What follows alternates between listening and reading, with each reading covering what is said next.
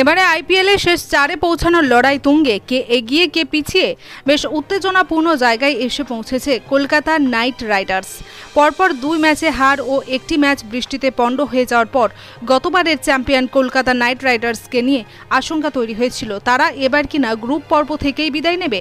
তবে মঙ্গলবার দিল্লি ক্যাপিটালসকে 14 রানে হারিয়ে সেই সংখ্যা অনেকটাই কাটিয়ে প্লে অফে ওঠার রাস্তা নিশ্চিত হলেও পরবর্তী ম্যাচগুলিতে পারফরম্যান্সই নির্ধারণ করবে তারা শেষ চারে থাকবে কি না।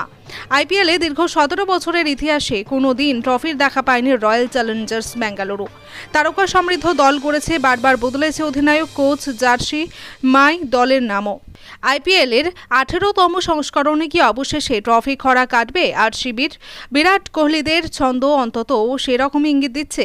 রবিবার দিল্লি ক্যাপিটালসের ঘরের মাঠে দিল্লি ক্যাপিটালসকে হারিয়ে পয়েন্ট টেবিলের শীর্ষে উঠে এসেছে আরসিবি। 10 ম্যাচে 14 পয়েন্ট হয়ে গিয়েছে তাদের। বাকি 4 ম্যাচের একটিতেই জিতলেই প্লে অফ নিশ্চিত। আইপিএলের প্লে অফে ওঠার জন্য ম্যাজিক ফিগার মনে করা হয় 16 পয়েন্টকে। মুম্বাই ইন্ডিয়ান্স উঠে এসেছে 2 নম্বরে, তারা 10 ম্যাচে 12 পয়েন্ট পেয়েছে। বাকি 4 ম্যাচের 2টিতে জিতলেই প্লে অফের দরজা খুলে যেতে পারে 5 বারের আইপিএলের চ্যাম্পিয়নদের।